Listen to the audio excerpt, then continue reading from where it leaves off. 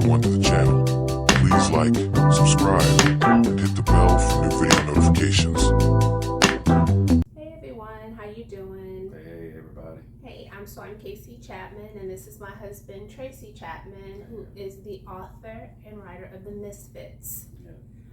So we are here for Chapter 2 interview, and we just wanted to spend some time talking with Tracy and asking him some questions to share with you about Chapter 2.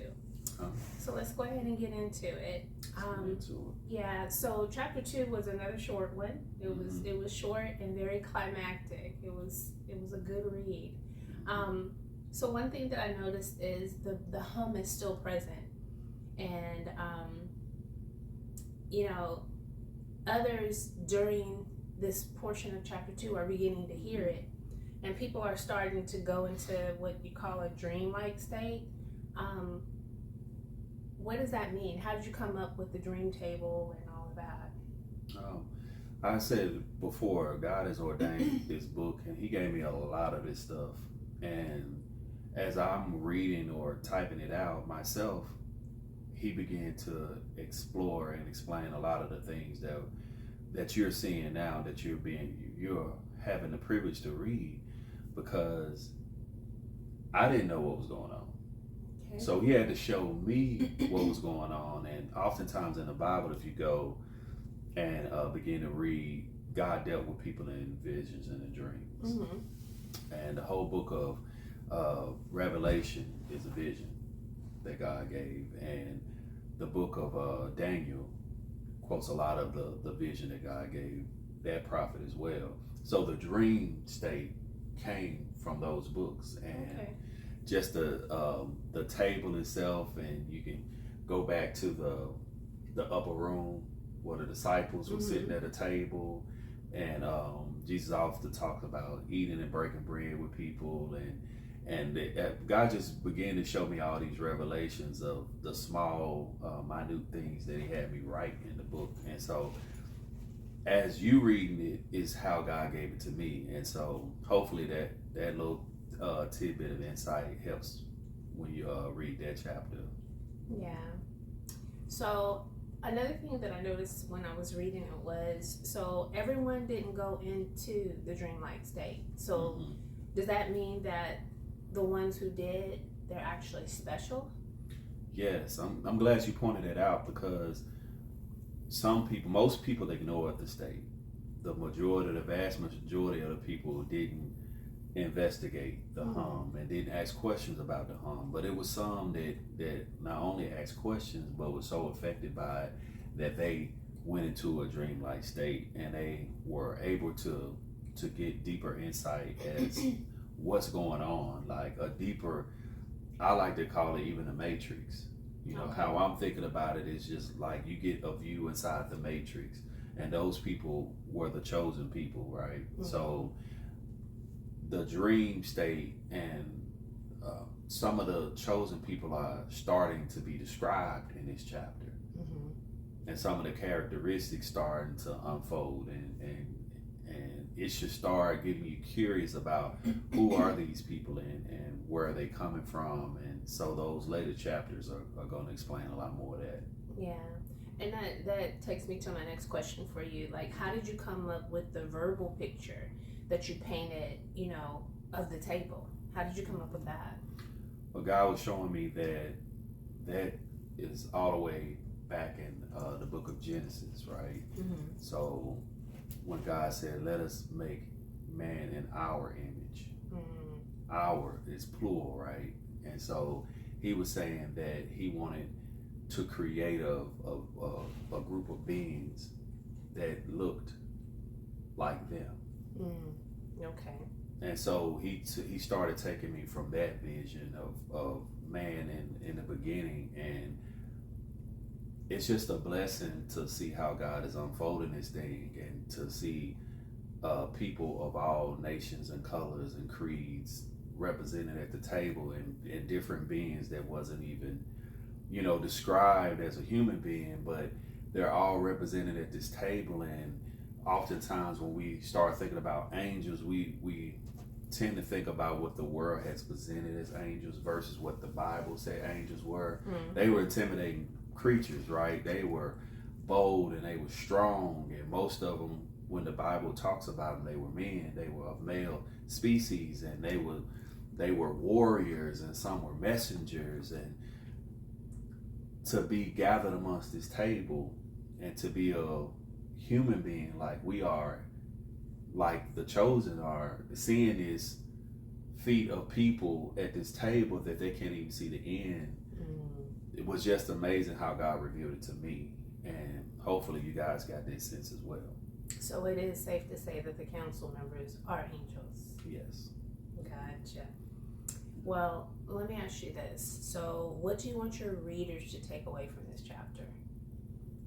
I want them to be curious, just like the chosen was curious. Like, what is going to happen next, and who are these people?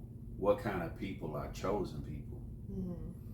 Because remember, this is also biblical, and this is a revelation, a fresh revelation, because Jesus chose misfits. He didn't choose perfect. He did not choose the ministers. He didn't choose the people that was viewed to be perfect. He chose the lowest of the low. He chose the oddballs. He chose the people that didn't have it all together. And throughout the whole Bible, everybody that God used, if you just look back on Moses and how he had a speech impediment, right? And he was a stepchild, an adopted child. You know, he was not the astute, upstanding, law-abiding. He was a murderer, right? But God chose him to lead a whole entire nation. So he's been choosing misfits from the inception of time. He's been choosing misfits. So I think that, you know, when the readers read this book and when they read certain aspects of it, as we go on deeper into it, like this interview is probably going to be longer than the actual chapter read.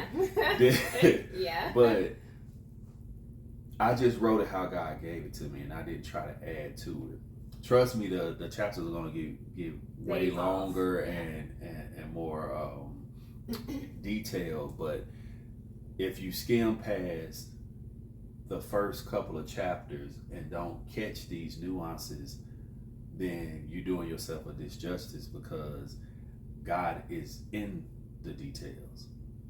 Yeah, that's good. Well, one of the things I really wanted to say to you is I really like how, so we have two versions. We have the audio, which is, you know, what's on YouTube. We want to make that available to everyone. There's no reason why everybody shouldn't be able to hear this book if they can't purchase this book.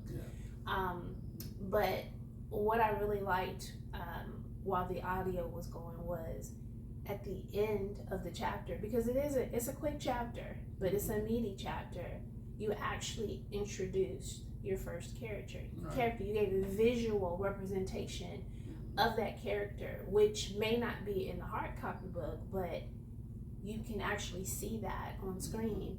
And all I know is I'm just looking forward to, and I'm sure the readers are probably going to be looking forward to it also, how each character is revealed and how it unfolds, so that who you see is who is going to be a part of this going forward. Right.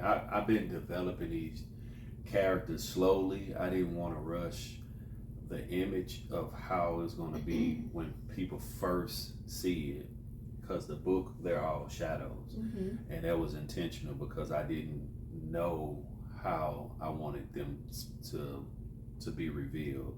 And so as we're doing the audio, God is giving me fresh revelation on some of the characteristics, and I'm putting the puzzle pieces together, and I'm working with AI, of course, trying to get what God has given me in my head to come out on paper. And so this is the first character. If you got to go back if you hadn't caught the audio of chapter 2 and see what you might not have saw the first time, because it's quick and it's at the end. And so if you want to start getting an ideal Those nuggets are going to be dropped during the rest of the audio book, so you'll be able to see all of the Misfits eventually together. And so this is a work in progress, you guys. So bear with us. Like, we're new at YouTube, new at doing all these things, but we want to make it interactive. So drop a line, drop a comment. You know, if you liking the content so far, leave us a thumbs up and hit that subscribe button and just come along for the journey. It's free. It don't cost you anything. So if you don't like it, hey, tell a friend about it. Tell a foe about it. Right. And get to trick them into watching it, you know, if you don't like it. So anyway, we hope you that this is going to be a blessing to you. It's going to be a blessing to your kids. Get them involved and looking at something positive or listening to something positive and, you know, building their confidence up. Yeah. So you said a lot there, but is there anything else that you want to let your viewers know? Do you want to share anything with them? I do. So this bundle package actually is my first book, Unshakable. It comes autographed and with a card, my business card with all the YouTube links and different things on there. And then this second book right here, The Misfits, that's the one we're talking about now. So this bundle package right here is on sale for those in the Memphis, Tennessee area. I can deliver this to you free of charge, right? I can meet up with you and put this in your hands for $20 during the Easter season. This bundle is $20 during the Easter season. Now, if you order the book online, I think the Misfits by itself is $21.99. Then you got to pay shipping charges as well. So it's worth it to reach out to me. The links are going to be in the description, and you could just bless somebody else if you already got it and you like where this is going and you feel like it might be a blessing to your family members. Put it in your Easter basket. You know, all these toys and candy. Kids don't need all that candy. They don't need that much candy. Put a book in there and then put a couple of chocolate eggs around them and whatever case may be, and you know, and let them be blessed that way. Amen. Yeah. Amen. Well, you all, we thank you for joining us, and we look forward to you joining us again soon. Yeah. Have a blessed one. Yeah. Peace out. We'll see you on the next one. Bye-bye.